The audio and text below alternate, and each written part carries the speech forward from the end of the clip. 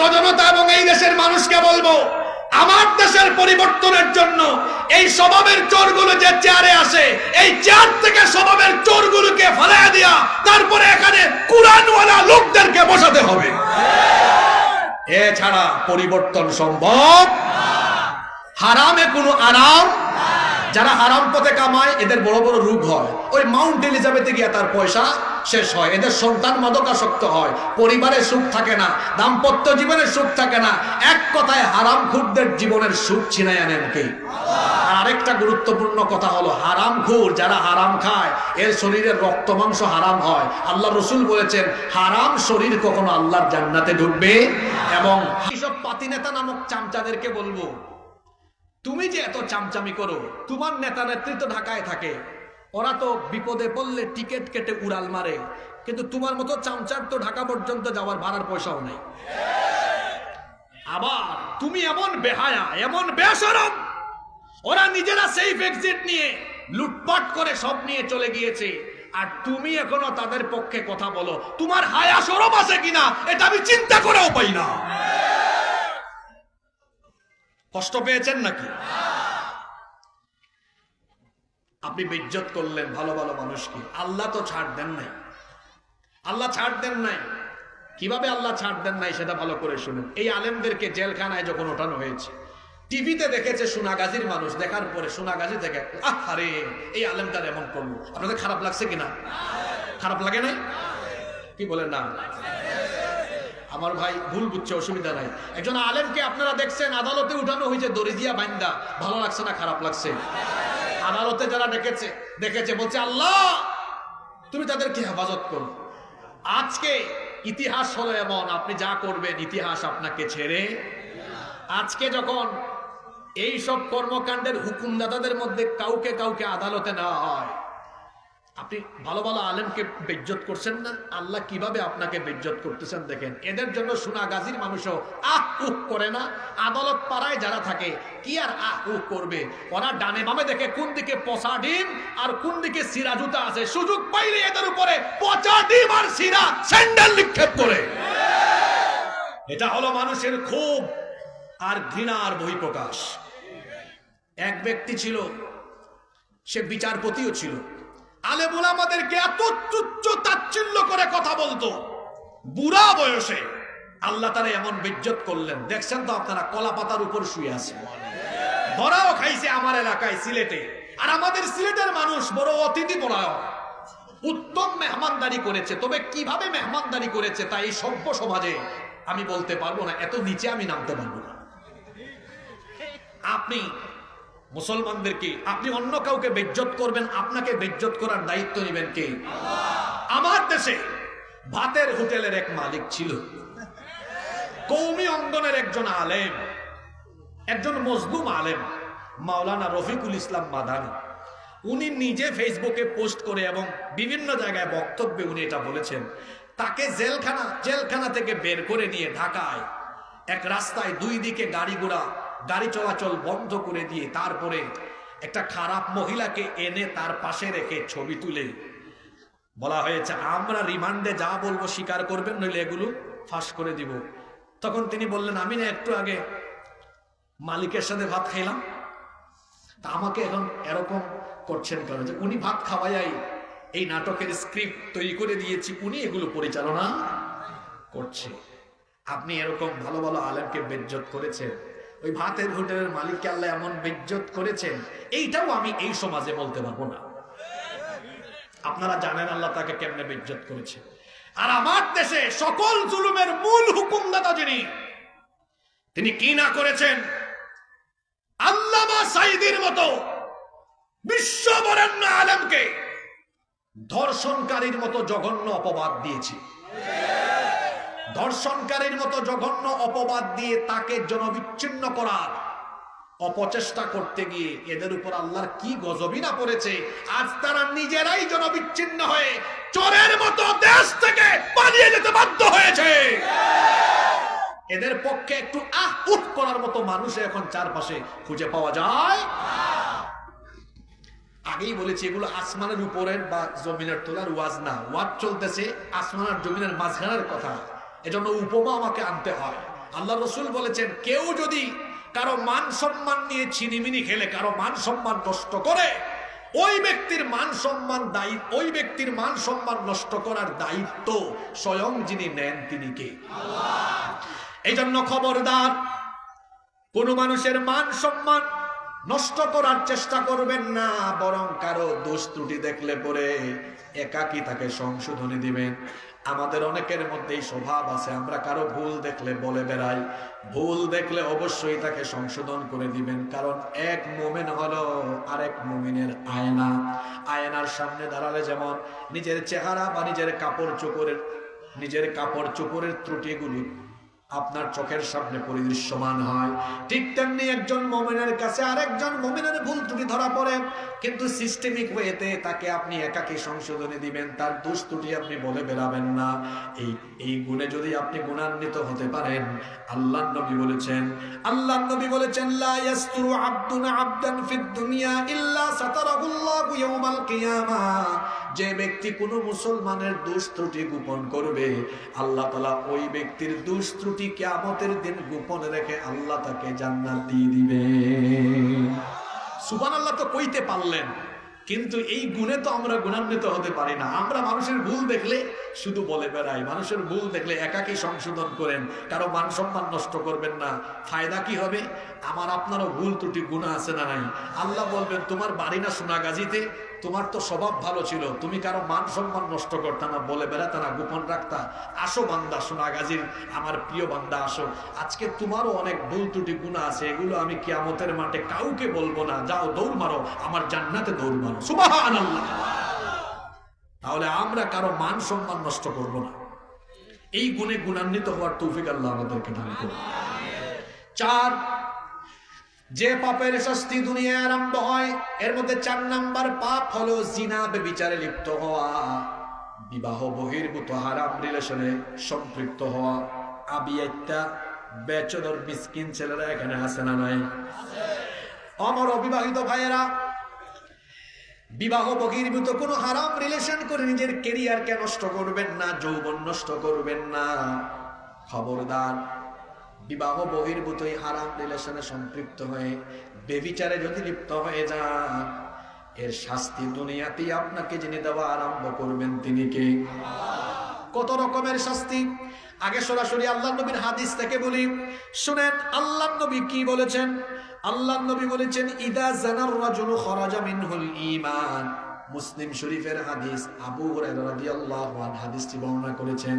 আল্লাহর নবী বলেছেন যখন কোনো ব্যক্তি ব্যভিচারে লিপ্ত হয় তখন তার ভেতর থেকে ঈমান বেরিয়ে যায়। যখন কোনো ব্যক্তির ভেতর থেকে ঈমান বের হয়ে আসে তখন সে কি ঈমানদার থাকে না বেঈমান হয়? তার মানে ব্যভিচারে লিপ্ত ব্যক্তি ঈমানদার থাকে না, সে একটা বেঈমান হয়ে যায়। খবরদার আমার যুবক ভাইয়েরা, ঈমান হারা হওয়ার জন্য এই ব্যভিচারে লিপ্ত হবেন না। আল্লাহর নবী বলেছেন যখন কোনো ব্যক্তি ব্যভিচারে লিপ্ত হয়, খরাজা মিনহুল ঈমান, তার ভেতর থেকে ঈমান বের হয়ে যায়। কানা আলাইহি কাযুল্লাহ, বের হওয়ার পরে এই ঈমান তার মাথার উপরে শামিয়ানার মতো থাকে। যদি ওই ব্যক্তি ফাইদা ইনকাতা রাজা ইলাইহিল ঈমান, যদি সে ওই জিনা থেকে ফিরে আসে, তওবা করে, আল্লাহ দয়া করে সেই ঈমান আবার তার ভেতরে ঢুকায় দিবেন। সুবহানাল্লাহ। এজন্য আমার যুবক ভাইদেরকে বলবো, বিবাহ বহির্ভূত কোনো হারাম রিলেশন করে আপনি দুনিয়ার গজবে পড়বেন না। এই বিবাহ বহির্ভূত হারাম রিলেশনের ফলে কত রকমের ক্ষতি আপনার হচ্ছে। আপনার শারীরিক ক্ষতি আছে, মানসিক ক্ষতি আছে। আর এখন জিনা ব্যভিচারে মত্ত হয়ে চরিত্র নষ্ট করার আকর্ষণীয় উপাদান সকলের হাতে হাতে আছে, এটার নাম হলো গুগল শরীফে, ইউটিউব শরীফে গিয়ে যুবক সারা রাত আজে বাজে ভিডিও, আজে বাজে জিনিস দেখে দেখে চোখের জিনা করে, গার্লফ্রেন্ডের সাথে কথা বলে বলে কানের জিনা, জবানের জিনা করে।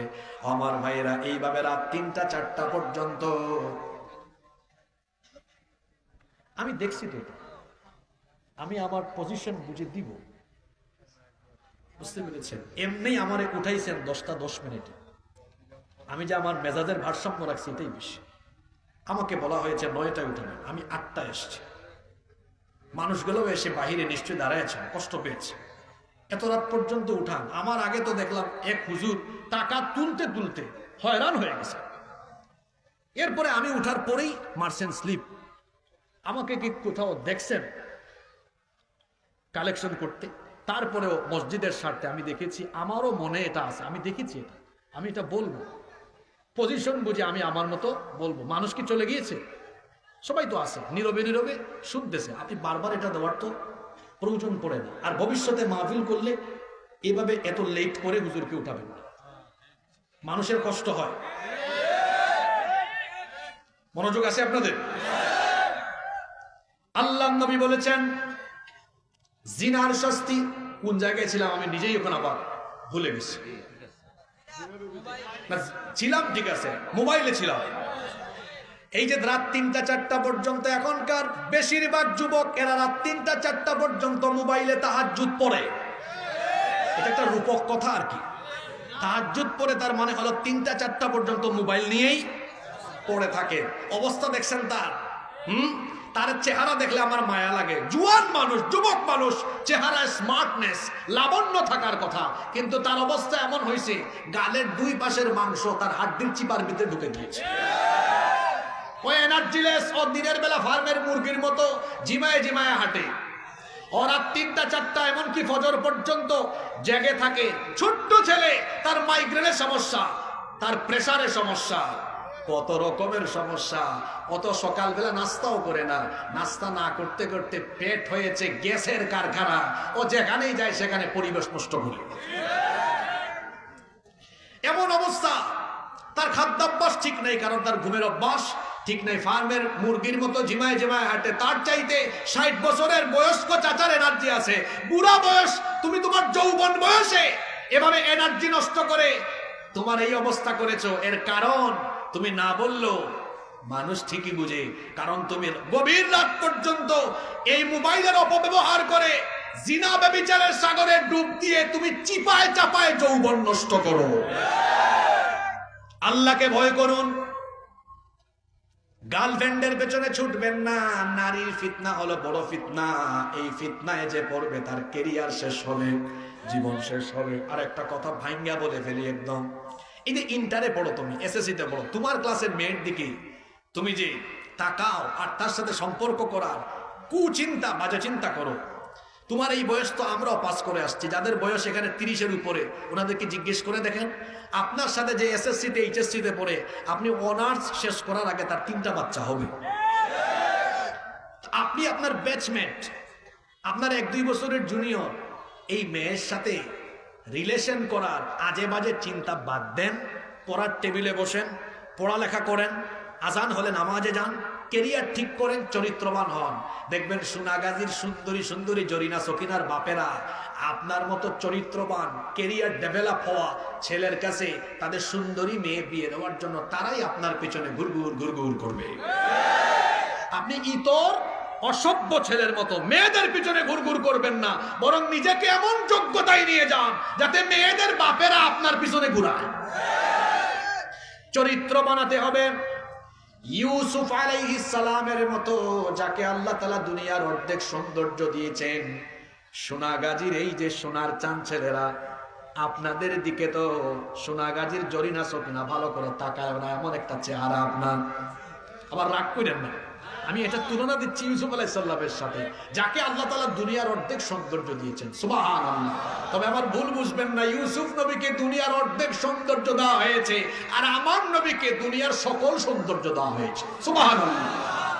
তো ইউসুফ আলাইহিস সালাম এত সুন্দর সুপুরুষ ছিলেন, যাকে দেখে মিশরের সেই যুগের সুন্দরী রূপসী নারীরা ফল কাটতে গিয়ে ফিলিংলেস হয়ে তারা তার চেহারার দিকে তাকায় অনুভূতি শূন্য হয়ে ফল কাটার জায়গায় আঙ্গুল কেটে ফেলেছে, টেরও পায় নাই। আল্লাহু আকবার। যে ঘরে তিনি লালিত পালিত হয়েছেন, সেই ঘরের নারী জুলাইখা প্রতিদিন তার চোখের সামনে ইউসুফ আলাইহিস সালামকে দেখতে দেখতে পাগল পাড়া হয়ে গেল। একদিন সে নির্জনে তার দাসীর মাধ্যমে একেবারে ইউসুফ আলাইহিস সালামকে তার বেডরুমে খাস কামরায় নিয়ে আসলো।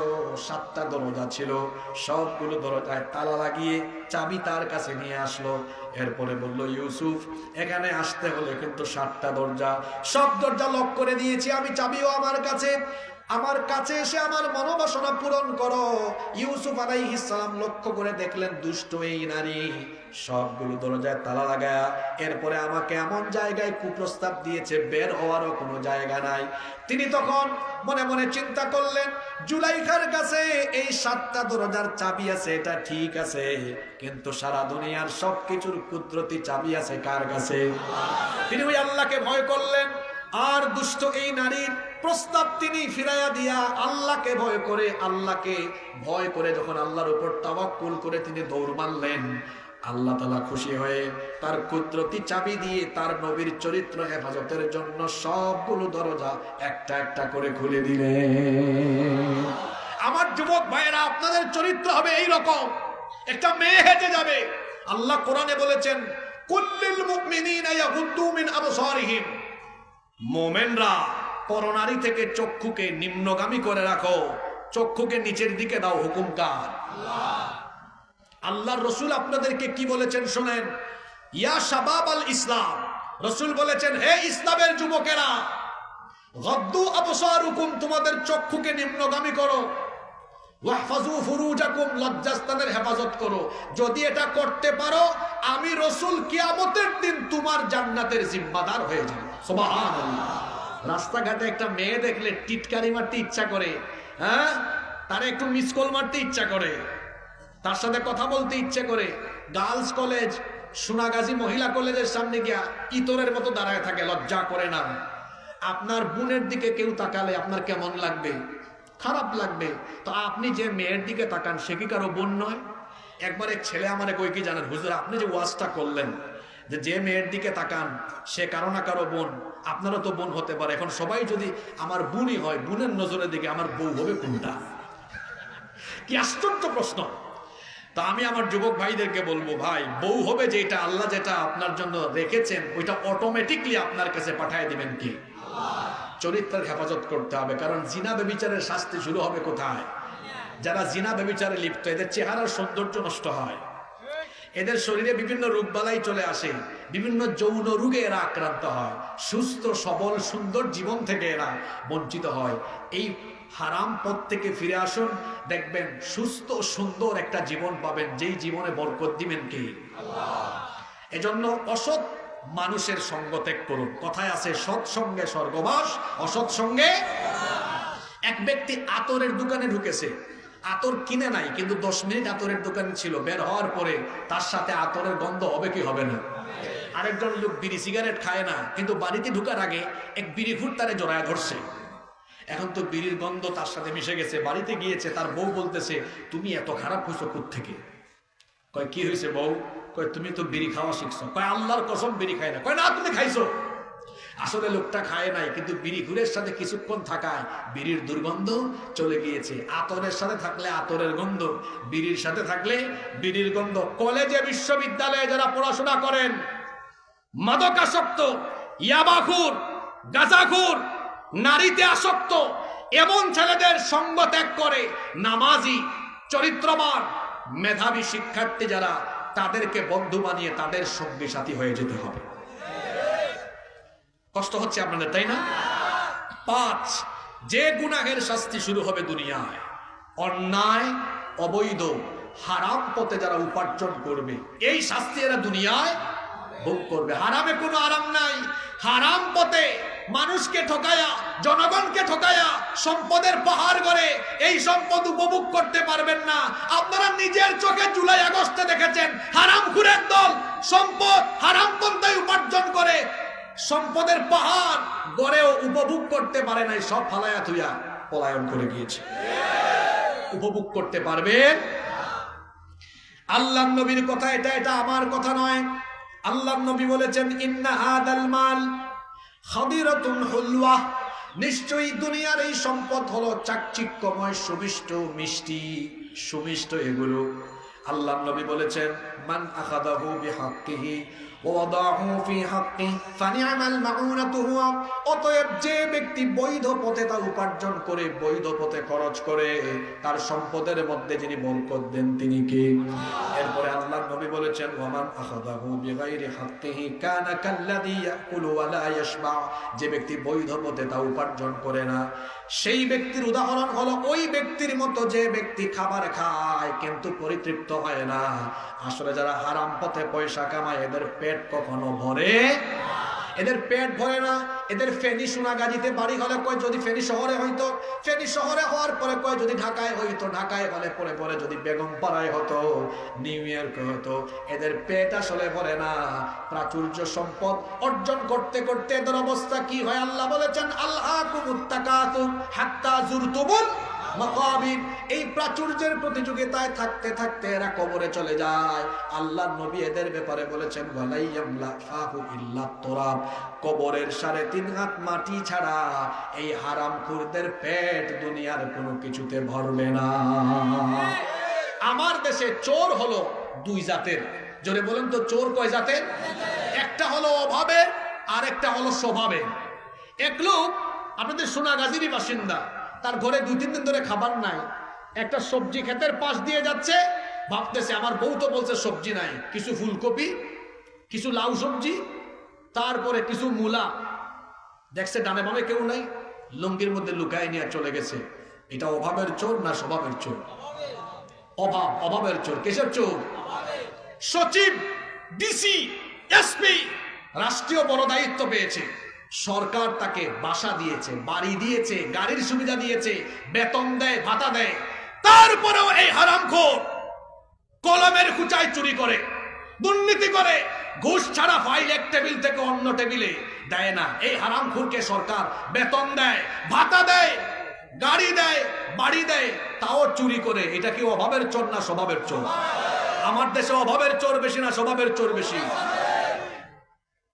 ছাত্র জনতা এবং এই দেশের মানুষকে বলবো, আমার দেশের পরিবর্তনের জন্য এই স্বভাবের চোরগুলো যে চেয়ারে আসে, এই চেয়ার থেকে স্বভাবের চোরগুলোকে ফেলে দিয়া তারপরে এখানে কুরআনওয়ালা লোকদেরকে বসাতে হবে।